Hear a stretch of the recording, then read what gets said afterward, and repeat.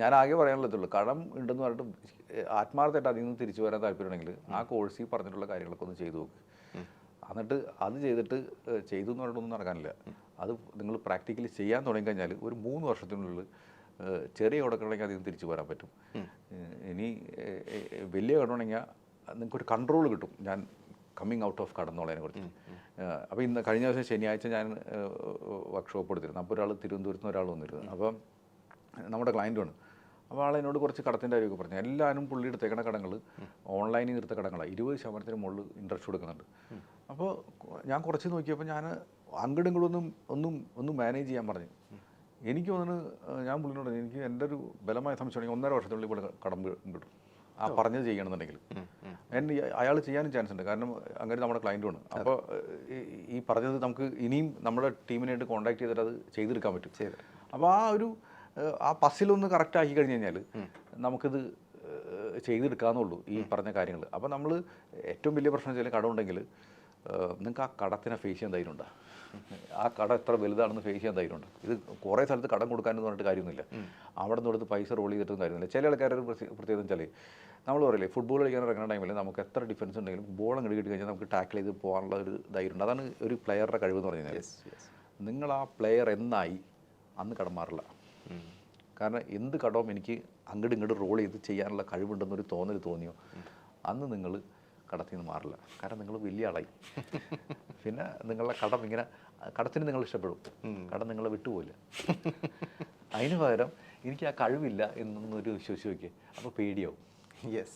അപ്പോൾ ആ പേടി ഉണ്ടെങ്കിൽ, ഇപ്പോൾ ഞങ്ങൾ കബഡിയൊക്കെ കളിക്കണമെങ്കിൽ ഞാൻ കബഡി കളിക്കുമായിരുന്നു. അപ്പോൾ നമ്മൾ റൈഡ് ചെയ്യാൻ ചെല്ലുന്ന ടൈമിൽ എത്ര ആൾക്കാർ ഇങ്ങനെ പെട്ടെന്ന് കളിച്ചാൽ നമ്മൾ പേടിച്ചിങ്ങോട്ട് മാറണം. അതിന് അവിടെ തന്നെ നിൽക്കണേ നമ്മളെ പിടിച്ചിട്ടുണ്ടോ. അപ്പോൾ ആ പേടിയാണ് വെച്ചാൽ നമ്മൾ ചിലപ്പോൾ വിചാരിക്കും പേടി പൗരുഷമില്ലാന്ന് വിചാരിക്കും. പക്ഷെ ആ പേടിയാണ് ആ റൈഡറെ എക്സാക്ട്ലി ഡ്രൈവ് ചെയ്യുന്നത്, കറക്റ്റ് ചെയ്യുന്നത്. എന്നാൽ അറ്റാക്ക് ചെയ്യാനുള്ള ധൈര്യം ഉണ്ടാവാൻ. അതെ. അപ്പോൾ ഇങ്ക് കൊടുക്കുന്ന ടൈമിൽ അവൻ അറ്റാക്ക് ചെയ്യണം, കട കൊടുക്കുന്ന ടൈമിൽ പേടിക്കണം. ഇതാണ് ശരിക്കും പറഞ്ഞാൽ ഇത് നോക്കണം. അപ്പം ഇങ്ങനെ ചെയ്തു കഴിഞ്ഞാൽ പല ആൾക്കാർക്കും കടം എന്ന് പറഞ്ഞാൽ അത്ര വലിയൊരു പ്രശ്നമൊന്നുമല്ല. ചിലപ്പോൾ നമ്മുടെ ഒരു ജീവിത സാഹചര്യങ്ങളോട് വന്നു പോയായിരിക്കും. പക്ഷേ now face it and look for a ways to pay that money back. And കട എടുത്താലും ആൾക്കാരുടെ കൂടുതൽ ഇൻട്രസ്റ്റ് ആണെങ്കിൽ ഷെയിംലെസ് ആയിട്ട് പോയിട്ട് നെഗോഷിയേറ്റ് ചെയ്യും. ഇൻട്രസ്റ്റ് കുറച്ച് കിട്ടാൻ പറ്റില്ല വകുപ്പുണ്ടാകുന്നുള്ളത്. Then reduce it and ask for some buffer period. എന്നിട്ട് നമ്മുടെ ഇൻകം കൂട്ടിയിട്ട് അത് ചെറിയ കടങ്ങൾ ഓരോന്ന് വീട്ടിൽ തുടങ്ങിക്കഴിഞ്ഞാൽ നമുക്ക് എല്ലാവർക്കും കടത്തിൽ നിന്ന് മുക്തരാകാൻ പറ്റുന്നതാണ് എനിക്ക് തോന്നുന്നത്. പക്ഷേ ചിലവരുടെ ടൈം വ്യത്യാസം, ചിലവർക്ക് 3 കൊല്ലം എടുക്കും, ചിലർക്ക് 5 കൊല്ലം എടുക്കും. പക്ഷേ definitely we can come out of. Money talks with Nikhil എന്ന് പറഞ്ഞ ഒരു ചാനലിൻ്റെ കാര്യം പറയുന്നുണ്ടല്ലോ. അത് ശരിക്കും ഈ പറഞ്ഞ പോലെ തന്നെ വളരെ മണിമണിയായിട്ട് തന്നെ ആൾക്കാർക്ക് കൃത്യമായിട്ട് ഒരു സാമ്പത്തിക വ്യവഹാരങ്ങൾ എക്സ്പ്ലെയിൻ ചെയ്ത് കൊടുക്കുന്ന ഒരു ചാനലാണ്. അപ്പോൾ അത് എങ്ങനെയാണ് അതിൻ്റെ ഒരു കോൺസെപ്റ്റ് വന്നത്? അതായത് അത് തുടങ്ങുന്നത് കൊണ്ടുള്ള ഒരു ഉദ്ദേശം, അല്ലെങ്കിൽ എന്തിനാണ് അതിൻ്റെ ഒരു ആത്യന്തികമായ ഒരു ലക്ഷ്യം ഉണ്ടാവുമല്ലോ, എന്താണ് അതിൻ്റെ പിന്നിലുള്ള ഒരു മോട്ടീവ് എന്ന് പറയുന്നത്? ശരിക്കുള്ള മോട്ടീവ് എന്ന് വെച്ചാൽ ഞാൻ ഈ പെൻഡാഡ് സെക്യൂരിറ്റീസ് ഞാൻ റൺ ചെയ്തിരിക്കും. ഞാൻ ആദ്യം വർക്ക് ചെയ്തിട്ട് അങ്ങ് പെൻഡാഡ് സെക്യൂരിറ്റീസിൻ്റെ CEO ആണ്. അതെ. അപ്പോൾ പെൻഡാഡിൽ എൻ്റെ ഫ്രണ്ട്സാണ് പെൻഡാഡ് തുടങ്ങിയത്. അപ്പോൾ ഞങ്ങൾ MBA റൂംമേറ്റ്സ് ആയിരുന്നു ഞങ്ങൾ. അപ്പോൾ അവർ പോയിട്ട് ഇങ്ങനെ ബ്രോക്കിംഗ് ബിസിനസ്, സബ് ബ്രോക്കിംഗ് ഒക്കെ എടുത്തു. ഞാൻ റോയിറ്റേഴ്സിൽ വർക്ക് ചെയ്തിരുന്നു. പിന്നെ ഞങ്ങൾക്ക് നേരിട്ട് ബ്രോക്കിംഗ് ലൈസൻസ് തുടങ്ങാമെന്നൊരു ഐഡിയ വന്നു. അങ്ങനെ അവർ പറഞ്ഞു നമുക്ക്, അപ്പോൾ അവർക്കൊന്നും കോർപ്പറേറ്റ് എക്സ്പീരിയൻസ് ഇല്ല, എനിക്കേ കോർപ്പറേറ്റ് എക്സ്പീരിയൻസ് ഉള്ളൂ. അപ്പോൾ അവർക്കൊരു കോർപ്പറേറ്റ് കണ്ടിട്ടുള്ള ഒരാൾ CEO ആയിട്ട് ഇരിക്കണം. അപ്പോൾ അങ്ങനെയാണ് ഞാൻ ഇതിൽ ജോയിൻ ചെയ്തത്.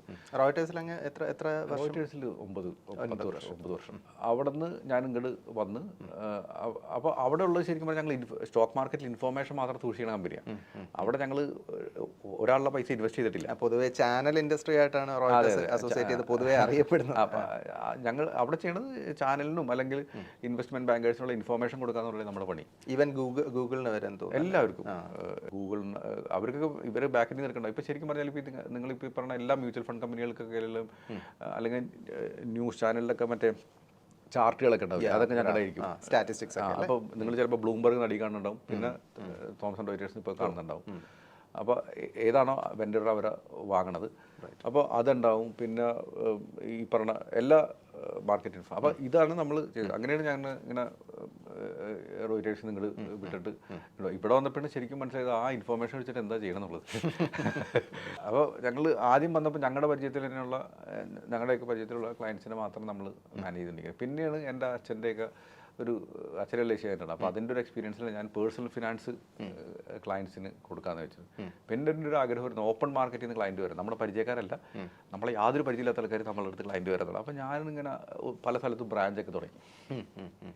ബോംബെയിൽ ഞങ്ങൾക്ക് ഉണ്ടായിരുന്നു, ബാംഗ്ലൂർ, പിന്നെ ഞാൻ ബോംബെയിലായിരുന്നു, പിന്നെ കോഴിക്കോട്, തിരുവനന്തപുരത്ത്, കാസർഗോഡ്, കൊച്ചിയിൽ എല്ലായിടത്തും ബ്രാഞ്ച് ഉണ്ടായിരുന്നു. പിന്നെ ഞാൻ വിചാരിച്ചു ഞാനപ്പോൾ ഇവിടുത്തെ എല്ലായിടത്തും ഉണ്ടായിട്ട് നമുക്ക് ക്ലയൻസിനെ കിട്ടുന്നില്ല, ഈ പറഞ്ഞ നമ്മളാർക്കും അറിയില്ലല്ലോ. അതെ. അപ്പോൾ അങ്ങനെ ഞാൻ വിചാരിച്ചു എന്തുകൊണ്ട്, ഞാൻ പല യൂട്യൂബേഴ്സൊക്കെ ചെയ്യുന്നുണ്ട്. അപ്പോൾ ഞാൻ വിചാരിച്ചു ഞാനും ഇതേമാതിരി ഞാനിങ്ങനെ പോയിട്ട് ഒത്തിരി സ്ഥലത്ത് ക്ലാസ് എടുക്കുമായിരുന്നു. അപ്പോൾ ക്ലാസ് എടുക്കുമ്പോൾ നമ്മൾ ഓഡിയൻസിനെ കൊണ്ടുവരണം. ചില സ്ഥലത്ത് ഓഡിയൻസ് ഉണ്ടാവില്ല. ഇപ്പോൾ ഞാൻ ബോംബെയിലുള്ളപ്പോൾ ഞാൻ അവിടെ ദൂരമുണ്ട്. അപ്പോൾ ബോറിവലി എന്നൊക്കെ പറയുന്ന സ്ഥലത്തൊക്കെ ഞാൻ കാർ ഓടിച്ച് ചെന്നിട്ട് അവിടെ ചെല്ലുമ്പോൾ നമ്മൾ 100 പേരെ പ്രതീക്ഷിച്ചിട്ട് 2 പേരൊക്കെ ഉണ്ടാവുള്ളൂ ഇനിഷ്യൽ സ്റ്റേജിൽ. അപ്പോൾ ഞാൻ വിചാരിച്ച് റെക്കോർഡ് ചെയ്തിട്ട് കഴിഞ്ഞാൽ ആൾക്കാർ എപ്പോഴും ഞാൻ വന്ന് കണ്ടുകൊള്ളുമല്ലോ. അങ്ങനെ വൈഫ് റെക്കോർഡ് ചെയ്ത് പിടിക്കാൻ തുടങ്ങി, ഷൂട്ട് ചെയ്തിട്ട് തുടങ്ങി. അപ്പോൾ ഞങ്ങൾക്ക് മനസ്സിലായി ഞങ്ങളെ കൊണ്ട് 2 പേരെ കൊണ്ട് പറ്റൂല ഈ സാധനം. അങ്ങനെയാണ് ഞങ്ങളൊരു പ്രൊഫഷണൽസിനെ ഏൽപ്പിച്ച് അപ്പോൾ മണി ടോക്സ് വിത്ത് നിഖിൽ എന്നൊക്കെ പറഞ്ഞിട്ട് തുടങ്ങി. അപ്പോൾ അന്ന് ഞാൻ ഇംഗ്ലീഷിലും പറഞ്ഞു, മലയാളത്തിലും പറഞ്ഞു. എൻ്റെ ഇംഗ്ലീഷ് ആൾക്കാർക്കൊന്നും മനസ്സിലായില്ല, അപ്പോൾ മലയാളം ആൾക്കാർക്ക് മനസ്സിലായി. അങ്ങനെ മണി ടോക്സ് ഗ്രോ ചെയ്യാൻ തുടങ്ങിയപ്പോൾ then I understood coming back to Kerala is the best thing.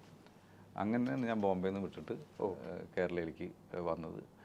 അത് കഴിഞ്ഞ് പിന്നെ എനിക്ക് മനസ്സിലായി ഈ ബ്രാഞ്ചസിൻ്റെ ഒന്നും ആവശ്യമില്ല. If I have A central place, ഞാൻ വിചാരിക്കണ പോലെ എൻ്റെ ടീം ക്ലയൻസിനോട് വർക്ക് ചെയ്ത് തുടങ്ങും. അല്ലെങ്കിൽ ഡിഫറെൻറ്റ് സ്ഥലത്താണെങ്കിൽ ട്രെയിനിങ്ങും ഇംപ്ലിമെൻറ്റേഷനൊക്കെ ഭയങ്കര ബുദ്ധിമുട്ടാണ്. അങ്ങനെ ഞാനൊരു ബ്രാഞ്ച് മാത്രം വെച്ച് മറ്റുള്ള ബ്രാഞ്ച് എല്ലാവരും ക്ലോസ് ചെയ്തു. എന്നിട്ട് അത് കഴിഞ്ഞിട്ട് ഇപ്പോൾ മീറ്റിങ്ങുകളൊക്കെ കൂടുതൽ സൂമിൽ കൂടെയൊക്കെയാണ് നടക്കുന്നത്. അപ്പോൾ മണി ടോക്സിൻ്റെ ഉത്ഭവം എന്ന് പറഞ്ഞാൽ ഈ പറഞ്ഞ ജേണിയാണ്. ഒരു ഞങ്ങൾക്ക് ആളുകളെ പൈസനെ പറ്റി പറയണം, എന്നിട്ട് അവർക്ക് സേവ് ചെയ്യാനും ഇൻവെസ്റ്റ് ചെയ്യാനും എന്തൊക്കെയാണ് മാർഗ്ഗങ്ങളെന്ന് പറഞ്ഞു കൊടുക്കണം. അപ്പോൾ നമ്മൾ വിളിക്കുന്ന സമയത്തൊക്കെ ആൾക്കാർക്ക് നമ്മൾ അവർക്ക് എന്താണോ വേണ്ടത് ആ ലെവലിൽ നമ്മൾ ആൾക്കാർക്ക് പറഞ്ഞു കൊടുത്തിട്ട് ഇൻവെസ്റ്റ് ചെയ്യാനായിട്ടൊക്കെ സഹായിക്കും. ഇതാണ് ബേസിക്കലി നമ്മൾ ചെയ്തുകൊണ്ടിരിക്കുന്നത്. ഒരു അവയർനെസ് ബിൽഡ് ചെയ്യാന്നൊക്കെ ഉള്ളത് അതിൻ്റെ ഒരു ബൈ പ്രൊഡക്റ്റ് പോലെ ഉണ്ടാകുന്ന ഒരു കാര്യം. അപ്പോൾ അതൊരു കൃത്യമായിട്ട് നമ്മൾ ഇപ്പോൾ നമ്മളെങ്ങനെ വെച്ചാൽ ഇപ്പം മണി ടോക്സിന് വേണ്ടിയിട്ട് നമ്മൾ സംസാരിക്കുന്ന ടൈമിൽ ബേസിക്കലി ബ്രിങ്ങിങ് അവയർനെസ്. ആ ടൈമിൽ ബിസിനസ് ഒക്കെ ഒന്നുമില്ല. അതിൽ ഈ സംവൺ നമ്മുടെ ഒരു 90% ആൾക്കാർ just take the information go.